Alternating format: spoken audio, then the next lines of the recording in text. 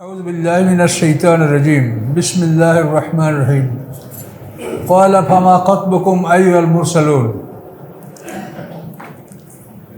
ইব্রাহিম আলাইহিস সালাম এই মেহমানদেরকে বললেন, হে প্রেরিতগণ, তোমাদের মিশন কি, উদ্দেশ্য কি উদ্দেশ্যে তোমরা এতগুলো মানুষ, আমাদের এতজন ফেরেশতা?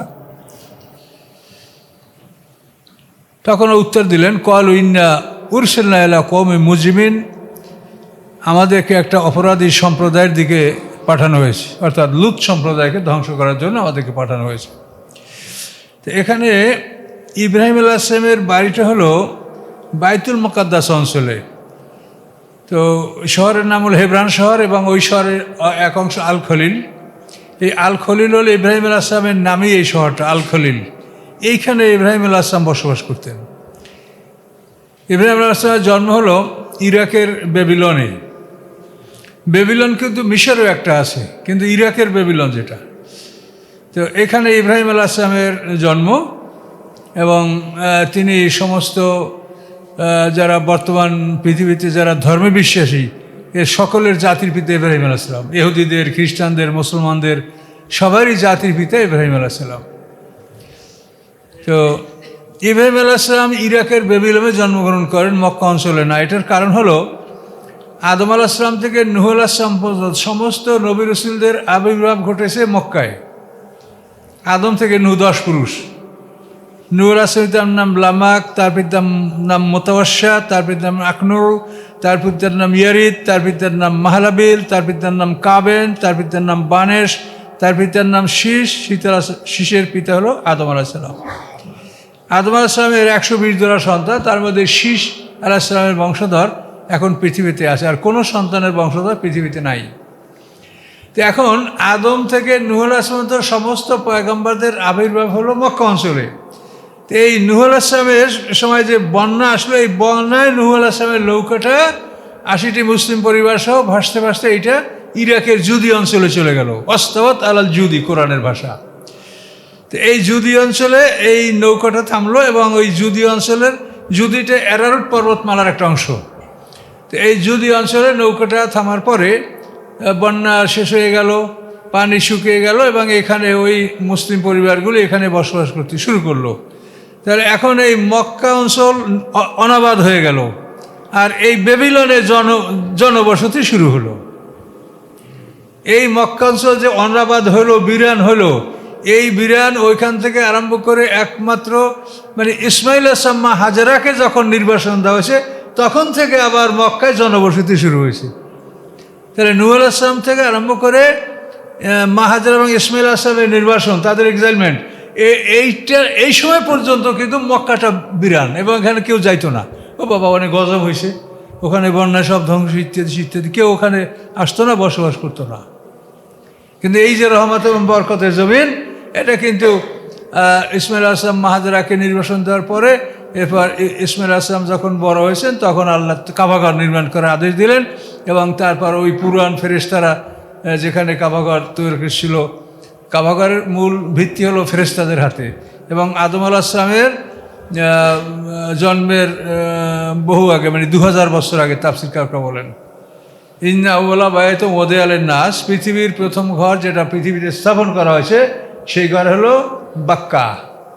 বাক্কা, মক্কা, বে এবং মা মিম, এই দুটো শব্দ আরবি ভাষায় একটা জায়গায় আরেকটা ব্যবহার হয়ে থাকে, বাক্কা মক্কা। আবার এই তাফসীরকার এটাও বলেন যে অঞ্চলে কাবাঘর এবং হেরেম, এই অঞ্চলটা হলো বাক্কা, আর পুরো শহরটা হলো মক্কা। এটাও একটা তাফসীর, এ বিবরণ দেওয়া হয়েছে। তাহলে এখন আমরা মোটামুটি ইতিহাসটা বুঝতে পারছি যে আদম আলাইহিস সালাম থেকে নূহ আলাইহিস সালাম পর্যন্ত মানব জাতির বিচরণ ছিল আরব অঞ্চলে এবং তার সুবারবিয়ান এরিয়াস, তার ডান বাম আশপাশে। কিন্তু নূহ আলাইহিস সালামের বন্যার সময় আরব অঞ্চলটা বিরান হয়ে গেল, এখানে কেউ থাকলো না। নৌকাটা ইরাকের বেবিলনে গেল, এবং ওইখানে ওই নৌকার অধিবাসীরাই পৃথিবীর মানুষ, আর কোনো মানুষ ছিল না, সবকটাই মুসলমান। এদের বংশ থেকে এখন পৃথিবীর সব ইহুদি, খ্রিস্টান, হিন্দু সব এই মুসলমানদের কিন্তু বংশধর সবই। তো ওইখানে এই বেবিলনের বাদশাহ যে নমরুদ, সে সারা পৃথিবীর বাদশাহ ছিল, নমরুদ। এই নমরুদের আমলে ইব্রাহিম আলাইহিস সালাম সেখানে জন্মগ্রহণ করেন, এবং তার বিরাট ইতিহাস অতদূর আমরা যাব না, মোটামুটি ইতিহাসে একটা ধারা আপনাকে জানাই দিলাম। তো এখান থেকে ইব্রাহিম আলাইহিস সালামের ওই বেবিলনে জন্ম, এবং এখান থেকে ইব্রাহিম আলাইহিস সালাম নমরুদের ধ্বংসের পরে উনি প্রথমে উত্তরে হারান শহরে হিজরত করেন। হারান, কিছুকাল হারান শহরে থাকার পরে ওখান থেকে তিনি সিরিয়া অঞ্চলে যান, এবং সিরিয়ার থেকে উনি মিশরে যান। এই যে মিশরে মা হাজেরার সাথে তার বিবাহ, মিশর রাজার কন্যা। তো ওখান থেকে ইব্রাহিম আলাইহিস সালাম ফিরে এসে এই হেবরন শহরের আল খলিলে তিনি বসবাস করেন। তো এইখানে বসবাসরত অবস্থায় এই ফেরেশতারা ইব্রাহিম আলাইহিস সালামের বাড়িতে আসছে। তো এই ফেরেশতাদেরকে যখন এরা কী জন্য আসে তা তো আপনারা খবর পেলে, নিজে একটা পুত্র সন্তানের সুসংবাদ দেওয়ার জন্য এই ফেরেশতারা আসে। কিন্তু ইব্রাহিম আলাইহিস সালাম তাদের এতগুলি মানুষ একটা পুত্র সন্তানের সুসংবাদ দেওয়ার জন্যই আসবেন তিনি সন্দেহ করলেন যে আপনাদের আর কি মিশন আছে।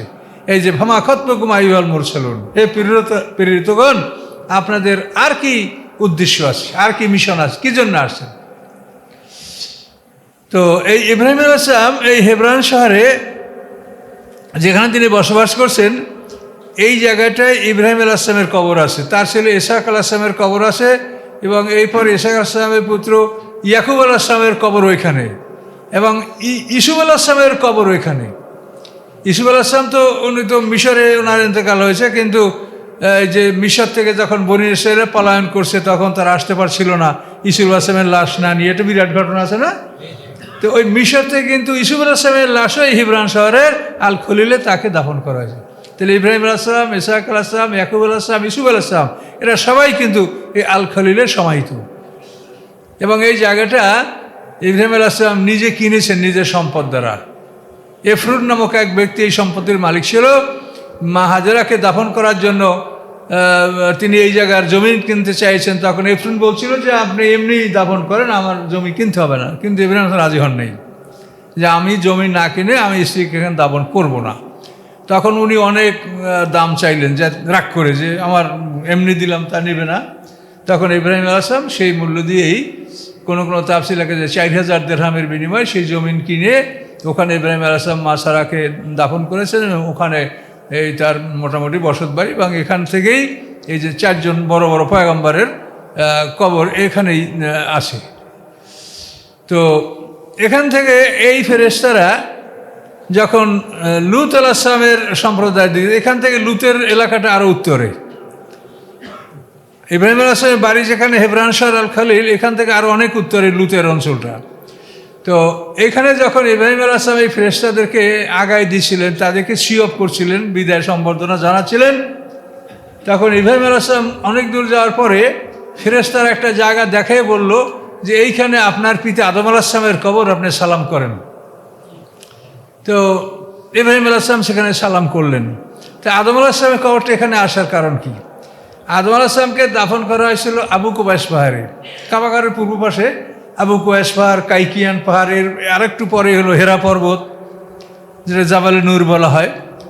তো আবু কুবাইস পাহাড়, এই পাহাড়ের নামকরণ হলো যে ওই পাহাড়ে আবু কুবাইস নামক এক ব্যক্তি সর্বপ্রথম বসবাস করে। এর আগে ওই পাহাড়ে কেউ বসবাস করেনি।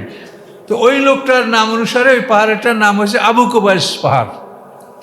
আর তারই বাম দিকে এখানে আমরা যে বসি আবু কুবাইস, তার এদিকে কাইকিয়ান পাহাড়। এইখানে ওরা জাহিলিয়াতে এই পাহাড়ে তারা অস্ত্র রাখতো, এই জন্য কাইকিয়ান শব্দের অর্থ হল অস্ত্রের ঝনঝনানি। আবার জাবালে নূর হেরাকে বলা হয়, যেহেতু ওখানে ওহী নাজেল হয়েছে, এই জন্য জাবালে নূর বলা হয়। তো যাই হোক, তো আমরা সংক্ষিপ্ত আকারে কথায় চলে আসি। তো ইব্রাহিম আলাইহিস সালাম ওখান থেকে যাওয়ার সময় তাকে আদম আলাইহিস সালামের কবর দেখাই দেওয়া হলো। এই এখানে কবরটা কীভাবে আসবে? এর কারণ হলো যে আদম আলাইহিস সালাম তার সন্তানদেরকে ওসিয়ত করেছেন যে এমন এক সময় আসবে যে এই অঞ্চলে বন্যা আসবে, এই অঞ্চলে কোনো মানুষ থাকবে না, তখন আমি একাই এখানে থাকবো, এটা আমার ভালো লাগবে না।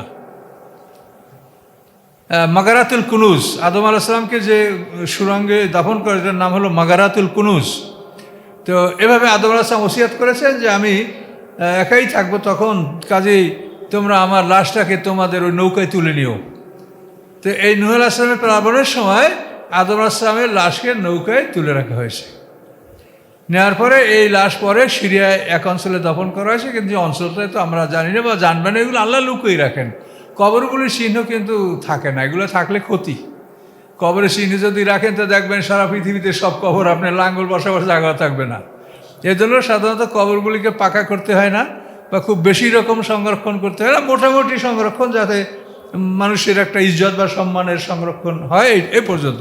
কিন্তু এটাকে খুব কঠিনভাবে সংরক্ষণ করা ঠিক না। তো এভাবে আদম আলাইহিস সালামকে ওখানে নিয়ে আসে এবং সিরিয়া অঞ্চলে তাকে দাফন করা হয়েছে। তো এই ফেরেশতারা ওখান থেকে ইব্রাহিম আলাইহিস সালাম প্রশ্ন করলেন, ফামা খাতবুকুম আইয়ুহাল মুরসালুন, হে প্রেরিত ফেরেশতাগণ, আপনাদের মিশন কি, কোথায় যাবেন? কলু, তারা বলল, ইন্না উরসিলনা ইলা কওমিন মুজরিমিন, আমাদেরকে পাঠানো হয়েছে একটা অপরাধী সম্প্রদায়ের কাছে।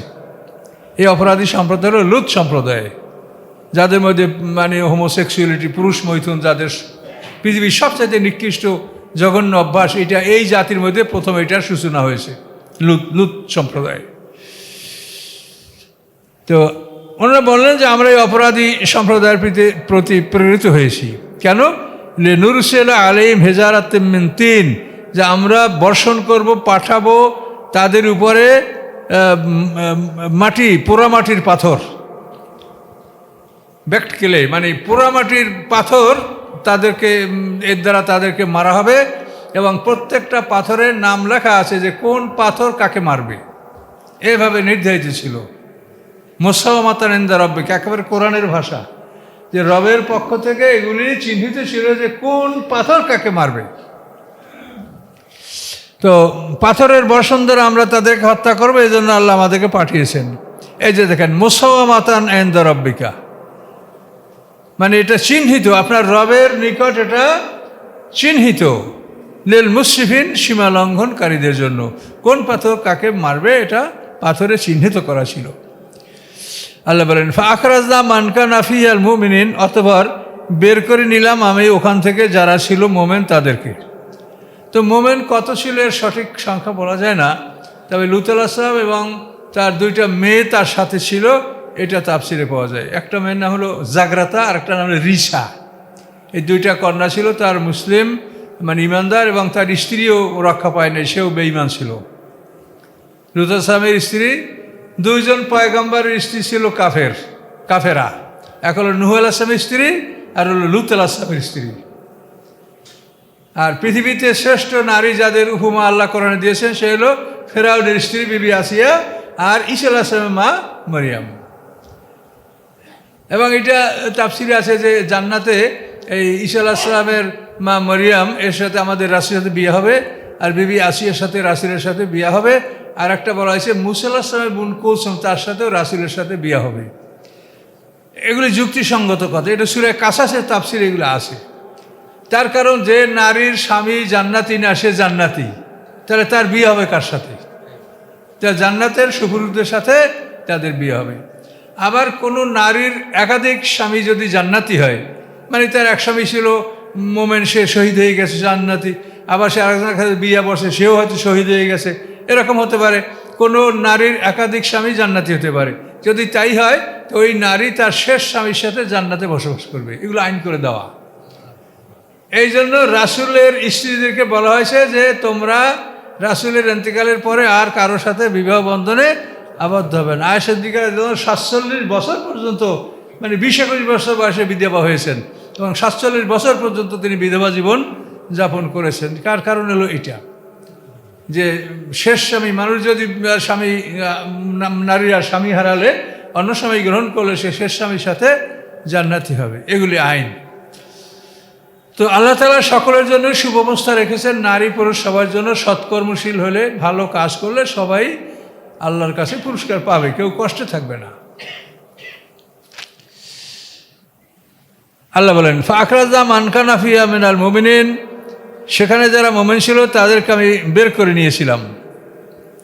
ফামা ওয়াজাদনা ফিয়া গায়রা বাইতে মিনাল মুসলিমিন, আল্লাহ বলেন সেখানে আমি পাইনি একটা পরিবার ছাড়া কোনো মুসলমানের ঘর। একটাই মুসলিম পরিবার ছিল, সেটা হলো লূত আলাইহিস সালামের পরিবার। লূত আলাইহিস সালাম নিজে এবং তার দুই কন্যা জাগ্রাতা এবং রিসা। ওয়াতারাকনা ফি আয়াতাল লিল্লাযিনা ইয়াখাফুনা আযাবাল আলীম, আমি রেখে দিয়েছি তাদের মধ্যে নিদর্শন, লিল্লাযিনা তাদের জন্য, ইউখাফুনা আযাবাল আলীম যারা আমার বেদনাদায়ক শাস্তিকে ভয় করে তাদের জন্য আমি সেখানে নিদর্শন রেখে দিয়েছি। মানে লুত সম্প্রদায়কে যেখানে ধ্বংস করা হয়েছে এই জায়গাটা 15 কিলো চওড়া এবং 50 কিলো দৈর্ঘ্য, একটা বিরাট সাগরের মতো এটা পড়ে আছে। লুত সাগর বলা হয়, ডেড সাগর, মরা সমুদ্র। এর পানি কোনো প্রাণীতে খায় না, এখানে কোনো প্রাণী বসবাস করে না। ওখান থেকে কোনো পাখি উড়ে গেলেও সে বন্ধা হয়ে যায়, তার বাচ্চা ফোটে না, এমন মানে একটা অভিশপ্ত জায়গা। এটা আল্লাহ বলেন এই জন্য যে আমি যারা আমার শাস্তিকে ভয় করে তাদের জন্য আমি একটা নিদর্শন হিসেবে রেখে দিয়েছি, যে আমি শাস্তি দিয়েছি এবং এখনও তার সেই জায়গাটা একটা মানে গজবের জায়গা হিসেবে পৃথিবীতে পরিচিত। তাহলে এগুলি দেখলে আপনারা বাস্তবেই বুঝতে পারেন যে আল্লাহর কোরআন যে সত্য। তা আল্লাহর কোরআন এহ জগতের জন্য যেগুলো বলছে এগুলো আপনার চোখে দেখতে পাচ্ছেন। তো এই কোরআনে মরার পরে যে ঘটনাগুলির কথা বলেছে সেগুলো সত্য, এটা আপনারা অবশ্যই পাবেন। কাজেই কেউ যেন অস্বীকার না করে যে আমি দ্বিতীয়বার জীবিত হব না, আমার বিচার হবে না, এরকম যেন কেউ ধোকায় না পড়ে। এই পৃথিবীর অশান্তির একমাত্র কারণ পরকালে বিশ্বাস না করা। একটা মানুষ যদি জানে যে আমি একটু পরেই বিচারের সম্মুখীন হব, তাহলে সে কিন্তু অত সাহস করে জুলুম অত্যাচার করতে পারে না। কিন্তু আমাদের পরকালে বিশ্বাস আছে, আমরা মুসলমান, কিন্তু খুবই ক্ষীণ, খুবই দুর্বল এবং সন্দেহজনক, হইতেও পারে নাও হইতে পারে, মারো ধরো খাও। এই কাজে আসলে ঠিক না। এই আল্লাহর কোরআন সত্য কথা বলে এবং এই নিদর্শনগুলি দেখে আপনারা বুঝতেই পারেন যে এগুলি সব সত্য। তো এই নিদর্শনগুলি এবং এগুলি বলার উদ্দেশ্য হলো যে আমাদের ঈমানটা মজবুত হবে। ঈমানটা হলো আসল কথা। ঈমান যদি মজবুত হয় তা আমলে বরকত হয়, আমলে কষ্ট হয় না। আর যদি ঈমান দুর্বল হয় তা নামাজে দাঁড়াইলেও কষ্ট লাগে। ইমাম সে এত লম্বা রাত পরে কেন, সেজদা দেয় না কেন, এখনও সালাম ফিরে না কেন। আর ঈমান যদি মজবুত হয় তা আপনার মনটা ঠান্ডা, মানে পানির মধ্যে মাছ যেরকম শান্ত থাকে, মসজিদে একজন মোমেনের অন্তরটা এরকম শান্ত থাকবে। আর ডাঙ্গায় যেরকম মাঠ ছটফট করে, মুনাফেকরা মসজিদে আসবে এরকম ছটফট করে, কেমন করে তাড়াতাড়ি বাইর হবো, কীভাবে দৌড় দেব। কাজে ঈমানকে মজবুত করার জন্য আল্লাহ কোরআনে এইসব বিষয়গুলি আমাদেরকে বলেছেন।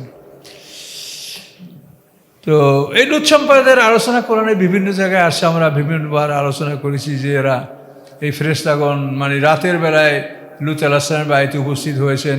এরপরে ওরা এই মেহমান সুন্দর বেশে এদেরকে দেখে বাড়ি ঘিরেছিল, মেহমানদেরকে দাবি করেছিল। তখন জিবরিল আমিন একটা পাখা ঝাপটা মারছিল, ওরা সবাই অন্ধ হয়ে গেছিল।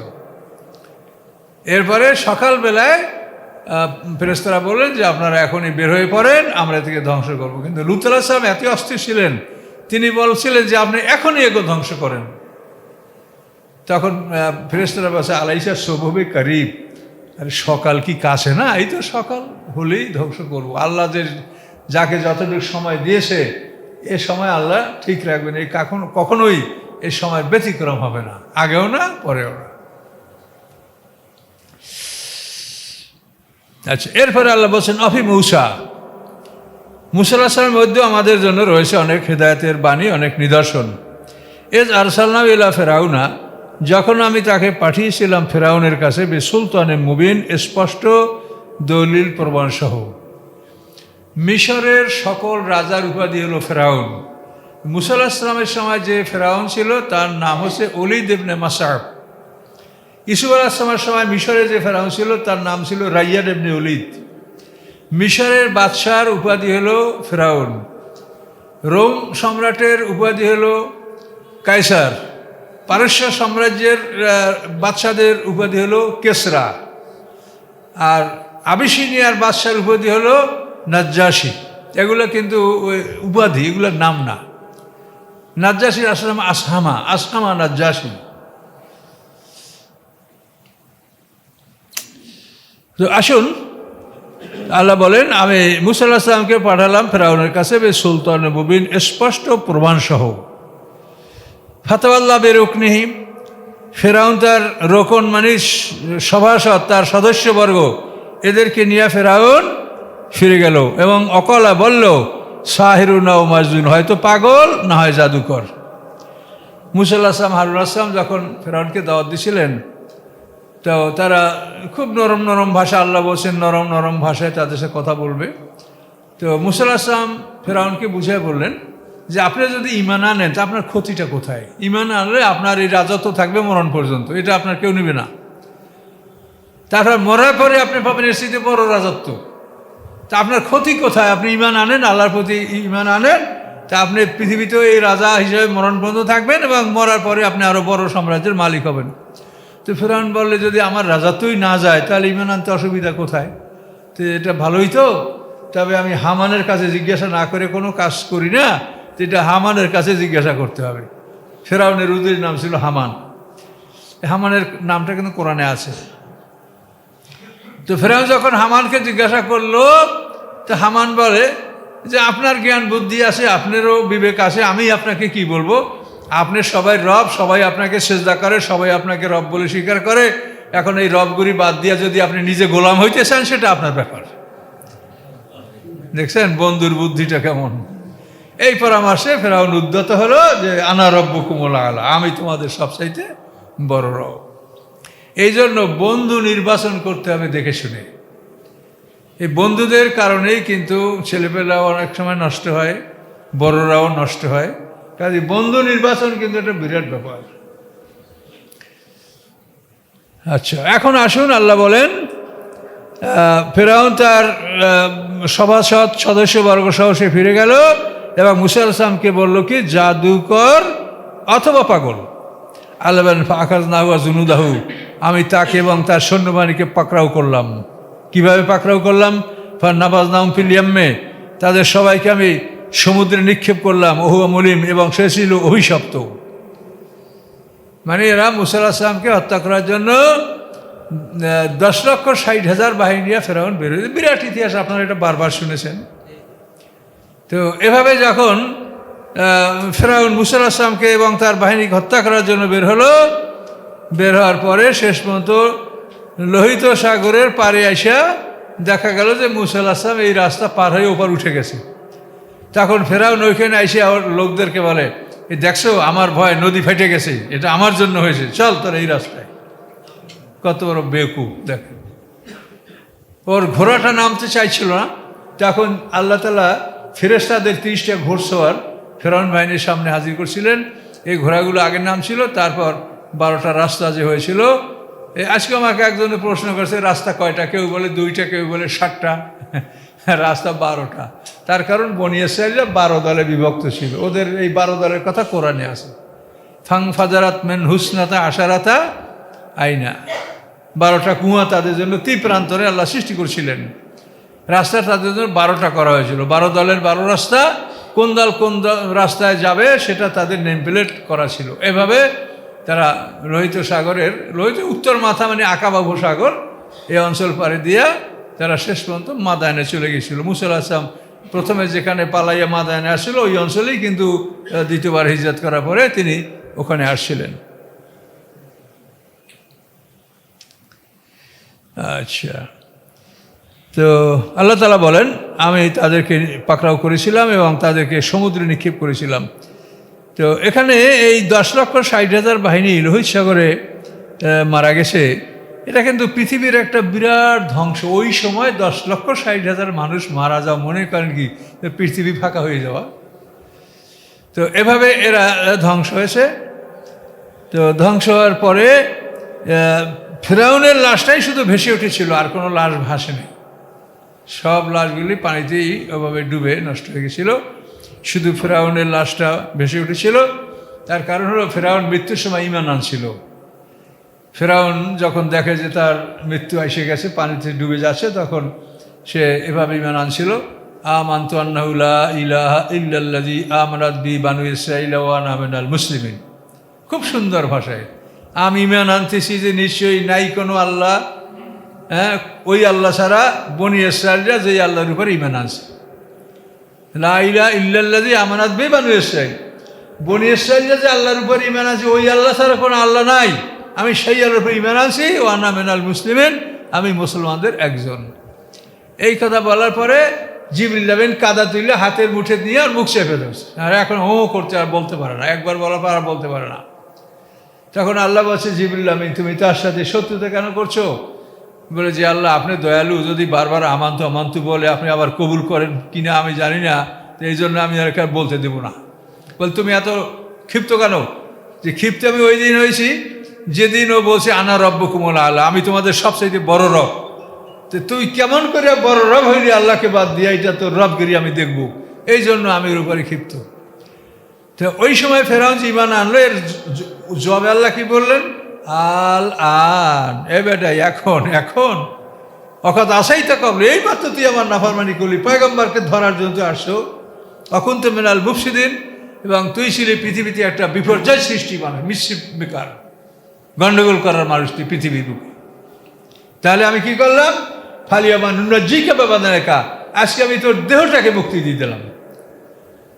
তোর দেহটা নষ্ট হবে না, কিয়ামত পর্যন্ত তোর লাশটা মানুষ দেখবে যে এটা ফেরাউনের লাশ। মিশরের জাদুঘরে 8টা রামিসিস, 8টা ফেরাউন আছে, তার মধ্যে 2 নম্বরটা হলো ফেরাউন, এবং সেখানে লেখা আছে গায়রো মমি, এটা মমি করা নয়, এটা এমনি স্বাভাবিকভাবে লাশটা এখানে আছে। আল্লাহ তাকে এভাবে রাখছে যাতে দুনিয়ার মানুষ দেখতে পারে।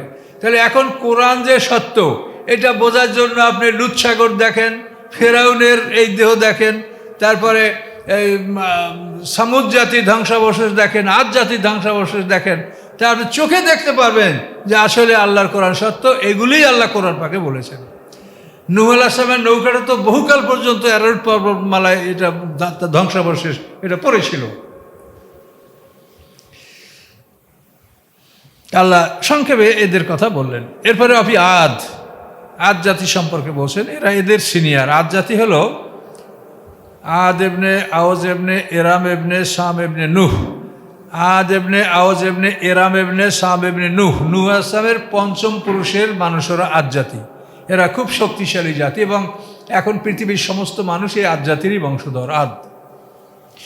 এদের পয়গম্বর ছিল হুদ। তো আল্লাহ বলেন অফি আদেন, আদ জাতির মধ্যে ইজ আরসালনা আলাইহির রিহাল হাকিম, আমি তাদের উপরে প্রেরণ করেছিলাম একটা বাতাস, মানে অশুভ।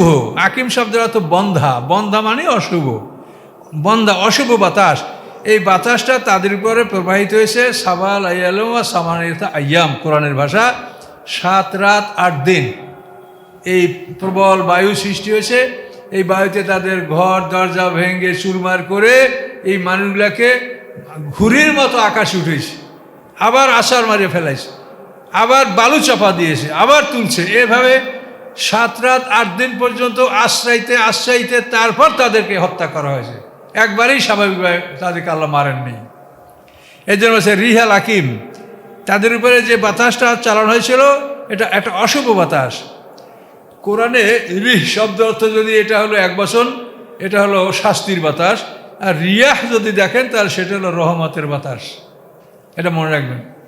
কোরআন মজিদে রিহ শব্দ 1 বছর যদি আসে তা হবে শাস্তির বাতাস, আর রিয়াহ যদি আসে বহু বছর তাহলে হবে রহমতের বাতাস। রিহ, এই রিহাল হাকিম। মা তাজারুবিন শাইন আতাত আলাইহি, ছেড়ে দেয় নাই কোনো কিছু যার উপরে এই বাতাস অতিবাহিত হয়েছে। ইল্লা জালাতুকার রমিম, বরং তাকে করেছে একেবারে রেজা রেজা, টুকরা টুকরা, খণ্ড বিখণ্ড। এই বাতাস যার উপরে এসে তাকে এরকম খণ্ড খণ্ড চূর্ণ বিচূর্ণ করে দিয়েছে। এলাদ আর সামুদ, এরপর সামুদ জাতি, এর পরের জাতি সামুদ জাতি। ইসকিল্লাম তামাত্তাউ হাত্তাইন, তোমরা নির্ধারিত সময় পর্যন্ত ভোগ করো, তারপরে তোমাদের ধ্বংস আসবে। ফাতাও আন আমরে রব্বিহিম, রবের আদেশের প্রতি তারা বিদ্রোহ প্রকাশ করলো। ফাখাযাতুমুস সায়কা, একটা বিকট শব্দ তাদেরকে পাকড়াও করলো।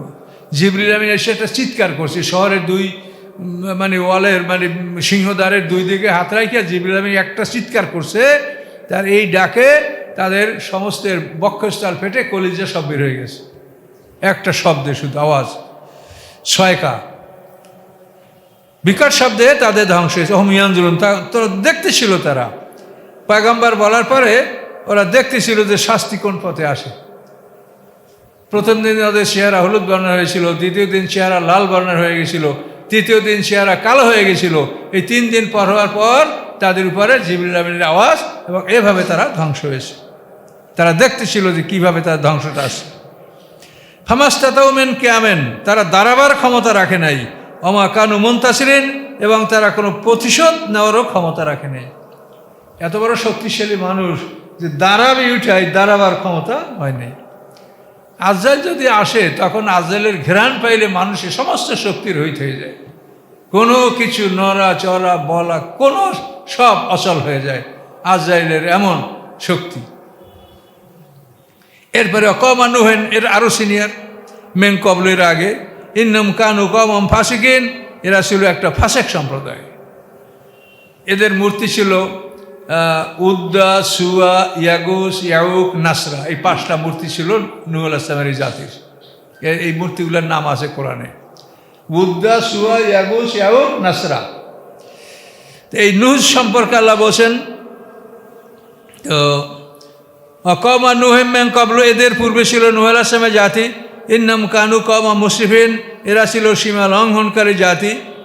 তো এদেরকে আল্লাহ তাআলা প্রবল বন্যা দিয়ে ধ্বংস করেছেন, এবং বন্যাটা ছিল 6 মাস। পাহাড়ের উপরে 40 হাত পানি, যেখানে একটু খাবার পানি মেলে না, আল্লাহ তাআলা সেইখানে পাহাড়ের উপরে 40 হাত পানি দিয়ে নূহ আলাইহিস সালামের জাতিকে সবাইকে ডুবিয়ে মেরেছিলেন। আসসামাআ বানাইনাহা বিআইদিন ওয়া ইন্না লামূসিউন, আল্লাহ বলেন আকাশকে আমি আমার নিজ হাতে তৈরি করেছি। এখন আল্লাহ তাআলা নিজ হাতে আকাশ তৈরি করছেন, কিন্তু আকাশে কোনো ব্যাখ্যা আমরা দিতে পারছি না।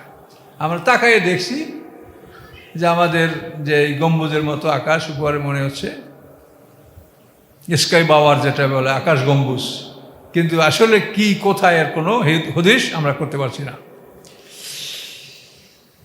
তো আল্লাহ বলেন আকাশকে আমি বানিয়েছি আমার নিজ হাতে, ওয়াইন্দালা মৌসুন, আমি অনেক প্রশস্ততার মালিক, আমি বাউন্টিফুল, মানে অনেক প্রশস্ততার মালিক, আমি সব বিষয়ে ব্যাপক কিছু আমার আছে, কোনো বস্তুর অভাব আমার নাই।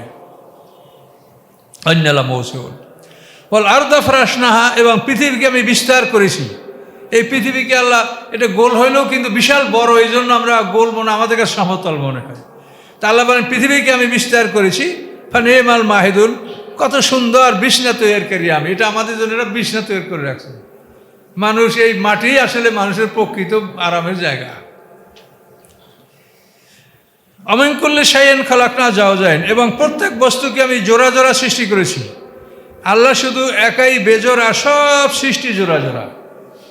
দেখেন মানুষের দিক থেকে হাত এক জোড়া, চৌক এক জোড়া, কান এক জোড়া, নাক এক জোড়া, কিডনি এক জোড়া, ফুসফুস এক জোড়া, সবই জোড়া। এবার আপনি যেদিকে তাকাবেন সেদিকে দেখবে জোড়া। পশু পাখি মানুষ সব জোড়া জোড়া। আপনি যেদিকে দেখেন রাস্তা এক জোড়া, সিরাতাল মুস্তাকিম সিরাতাদ দাল্লিন। হ্যাঁ, শয়তান এক জোড়া, মিনাল জিন্নি ওয়ান নাস, জিন শয়তান মানুষ শয়তান। বেহেশত এক জোড়া, একটা বেহেশত হলো আপনি যেটা করছেন করার জন্য পাবেন, আর একটা বেহেশত পাবেন না করার জন্য। এই যে না করে আপনি নিজেকে সংযম অবলম্বন করেন, এই জন্য আপনি এটা বেহেশত পাবেন। কোরআনে বলা হয়েছে আর রহমানে। তা আল্লাহর সৃষ্টি সব জোড়া জোড়া, কিন্তু আল্লাহ শুধু একা বেজোর। কুল হু আল্লাহু আহাদ, বলো আল্লাহ এক, তার কোনো জোড়া নাই। কুফু মানে সমকক্ষ, তার সমকক্ষ নাই, জোড়া নাই। আল্লাহ বলে সমস্ত বস্তুকে আমি জোড়া জোড়া সৃষ্টি করেছি, লাআল্লাকুম তাযাক্কারুন, যাতে তোমরা উপদেশ গ্রহণ করতে পারো। এই জন্য আমাদের হায়াত এক জোড়া, মৌয়াত এক জোড়া, বরজাক এক জোড়া। এইটাকে যারা বাড়াতে চায় তারা কোরআনের উপরে বাড়াতে চায়, এটা মস্ত বড় অপরাধ। কিন্তু আলেমরা এটা চিন্তা করে না, তারা খালি হাদিস গোনে। আপনি লক্ষ লক্ষ হাদিস দ্বারা কোরআনের উপরে কোনো কিছু বাড়াতে পারবেন, কমাতে পারবেন? এগুলি আলেমরা লক্ষ্য করেন না, বলার কিছু নেই। আমি বহুভাবে তাদেরকে বুঝিয়েছি, কেউ আমার যুক্তি খণ্ডন করতে পারে নাই, কিন্তু ফতুয়া দেয়, এই উনি একেবারে খারিজ হয়ে গেছে। কিন্তু যুক্তি খণ্ডন করো, তুমি বোঝো, তুমি বোঝার চেষ্টা করো না, তুমি বোঝাতে চেষ্টা করো, কিন্তু তা নাই। তো যাই হোক, এটা বলার কিছু নেই। আমাদের জাতির অবস্থা তো আপনারা জানেন, আমাদের সমাজের অবস্থা আপনারা ভালোই জানেন, বলার কি আছে। আল্লাহ হেদায়েত দানের মালিক, আল্লাহ হেদায়েত দান করুন। আমিন কুল্লি শাইইন খালাকনা জাওজাইন লাআল্লাকুম তাযাক্কারুন ফাফিরু ইলাল্লাহ, তোমরা আল্লাহর দিকে জোরে দৌড়িয়া পালাও।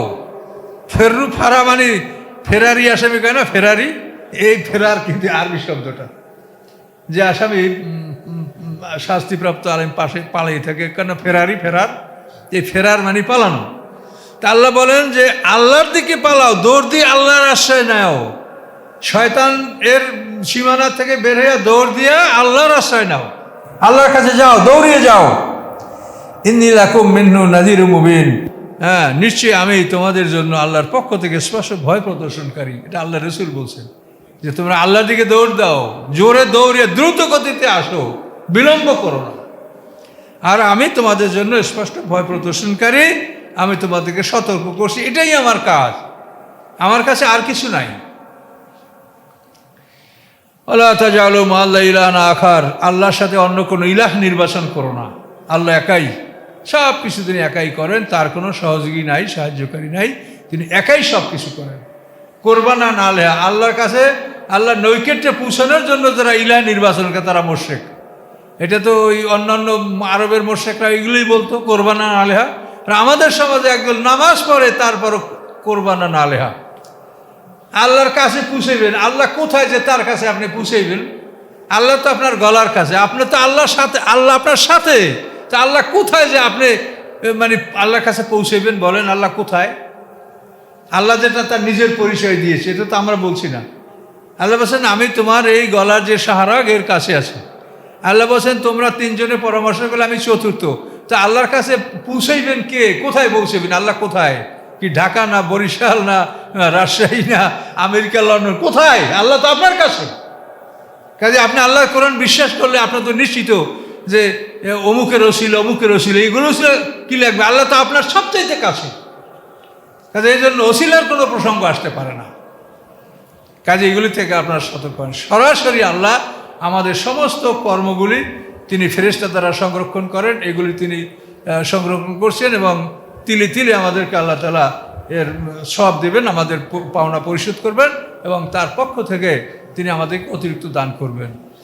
তো এই যে ওসিলাটা নিয়ে সমাজে যে একটা অবস্থা, মানে এক শ্রেণী আছে তারা যদি পীরের মুরিদ না হয় তাদেরকে মুসলমানই মনে করে না, উনি বয়াত হয় না, উনি মুরিদ হয় নাই, এগুলো সমাজে বলা বলি করে। কাজ এগুলি সম্পর্কে দেখেন যে কোরআন কি বলছে, যে আল্লাহর চাইতে অত কাছে আপনার কেউ নাই। আল্লাহ বলেন তোমাদের যখন মৃত্যু উপস্থিত হয়, খালাওয়ালা বালাগাতুল হুলকুম, হুলকুম মানে এই জায়গাটা, এই গলার এটা। তা আল্লাহ বলেন তোমাদের প্রাণটা যখন হলকুমে চলে আসে, এই বক্ষস্থল ত্যাগ করে হলকুমে চলে আসে, ওয়ান তুমি ইনেদিন তানজুরুন, আল্লাহ বলেন তোমরা তো তখন তাকাই দেখো যে লোকটার মৃত্যু হয়ে আসছে, পা ঠান্ডা হয়ে আসতেছে, আস্তে আস্তে দিক থেকে প্রাণটা এদিকে চলে আসে। তা আল্লাহ বলেন নাহনু আকরাবু ইলাইহি মিনকুম, তোমরা যারা আত্মীয় স্বজন বসা আছো, আমি তোমাদের সকলের চাইতে আমি আল্লাহ ওই ব্যক্তির কাছে। বলেন স্পষ্ট আয়াত কোরআনের, তারপরও আল্লাহর কাছে পৌঁছেই দেওয়ার জন্য হুজুর ওসিলা, কি কেমন কথা এটা? আল্লাহ বলেন তোমরা যারা সবাই তাকে ঘিরে বসে আছো, আমি তোমাদের সবার চাইতে ওই ব্যক্তির কাছে। নাহনু আকরাবু, আকরাব মানে কি? সবচাইতে কাছে। ইলাইহি, ওই মৃত্যু ব্যক্তির কাছে। মিনকুম, তোমাদের চাইতে। ওয়ালাকিল্লা তুবসিরুন, কিন্তু তোমরা আমাকে দেখতে পাও না। তো যে আল্লাহ এত কাছে, সেই আল্লাহর কাছে আপনি কে আপনাকে পৌঁছে দেবে? তাহলে আপনি কি মনে করেন যে আল্লাহ তাআলা অনেক দূরে থাকে? তাহলে আপনি কি মনে করেন কোরআনে যা আছে আপনি তার খেলাফ চিন্তা ভাবনা করবেন? ইন্নী লাকুম মিন্হু নাযীরুম মুবিন, আবারও বলছেন রাসূল যে নিশ্চয়ই আমি তোমাদের জন্য আল্লাহর পক্ষ থেকে ভয় প্রদর্শনকারী। আল্লাহ যে শাস্তিগুলির কথা বলেছেন আমি তোমাদেরকে ভয় দেখাচ্ছি। কাযালিকা মা আতাল্লাযীনা মিন কাবলিহিম মির রাসূলিন ইল্লা ক্বালু শাহিরুন ওয়া মাজনুন, আল্লাহ বলেন এভাবেই পূর্ববর্তীদের কাছে যত রসুল আসছে তারা এই কথাগুলোই বলেছে যে এই রসুল জাদুকর অথবা পাগল। পূর্ববর্তীরাও এই কথাই বলেছে, তাদের কাছে রসুল গেলে তারা বলছে এই তো জাদুকর না হলে পাগল। আল্লাহ বলেন আতাওয়াসাউ বিহি, ওরা কি একে অপরকে ওসিয়ত করছে এই কথাগুলি, যে আগে ওরা বলতো আর এখনও এরা বলে? তা আল্লাহ বলেন ওরা কি ওসিয়ত করেছে পরস্পর এই কথাগুলি বলার জন্য?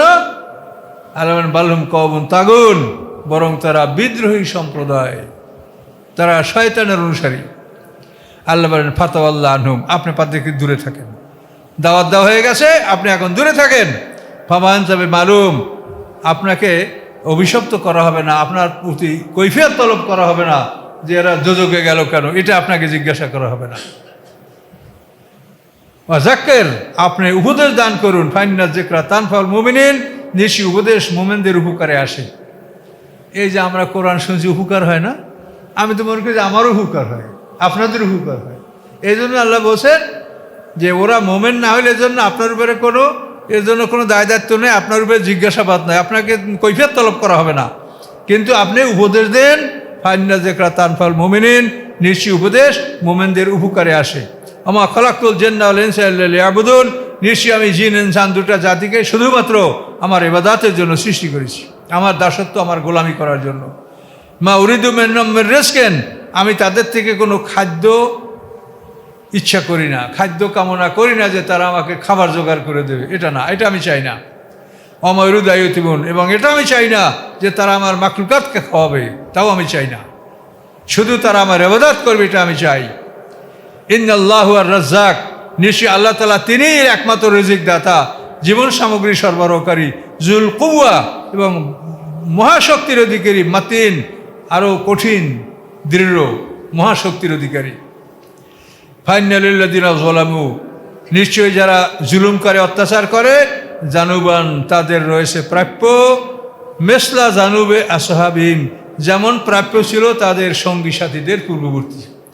তাদের যেরকম প্রাপ্য ছিল এদেরও সেইটা প্রাপ্য আছে, মানে তারা যেরকম শাস্তির মাধ্যমে ধ্বংস হয়েছে, এদেরও প্রাপ্য সেটাই, যে শাস্তির মাধ্যমে এরা ধ্বংস হবে। ফালা ইয়াস্তাজিলুন, তারা যেন এটা ত্বরান্বিত না করে, খুব দ্রুত না চায় যে আসে না কেন, শাস্তি এখনো আসে না কেন, কিয়ামত হয় না কেন। আল্লাহ বলেন এটা আসবে, কাজেই তারা যেন এটাকে দ্রুত কামনা না করে। ফাওয়াইলুল লিল্লাযিনা কাফারু মিন ইয়াউমিল্লাযী ইউআদুন, ধ্বংস কাফেরদের জন্য সেদিন, যেই দিনের প্রতিশ্রুতি তাদেরকে দেওয়া হয়েছে, অর্থাৎ বিচারের দিন, প্রতিদান দিবস, সেই দিন কাফেরদেরই ধ্বংস। তারা সেদিন ভয়ঙ্কর শাস্তির মধ্যে প্রবেশ করবে, এটা চিন্তা করা যায় না। এইটুকু গরমে আমরা বসতে পারি না, আর জ্বলন্ত আগুনের মধ্যে একটা মানুষ ঢুকবে, এটা কেমন? এবং হাত পা বাঁধা, পাগুলা উল্টো বাইলে ঘাড়ের সাথে পা বাঁধবে, ফুটবলের মতো গোল করে বাইন্ধে হাত পা গলা করে, তারপর আগুনের মধ্যে ফেলাই দেবে। কি ভয়ঙ্কর কথা! পোশাক হবে আলকাতরা, সালাবিরুমেন কাতেরা, কোরআনের কথা। তাদের বসবাসের জায়গাটা চতুর্দিক হবে বেষ্টনীট হবে আগুনের, এভাবে উপরের ছাদ তাও আগুনের, এই ভয়ঙ্কর অবস্থায় তাদেরকে রাখা হবে। আল্লাহ আমাদের থেকে রক্ষা করুক। বলুন আমানতু বিল্লাহ। সূরাটা এখানে আমাদের শেষ হলো। আল্লাহ আমাদের এই সূরার উপরে আমল করার তৌফিক দান করুন। বলুন আল্লাহুম্মা আমিন। ইনশাআল্লাহ আবার আমরা এরপরে সূরা তুর আমাদের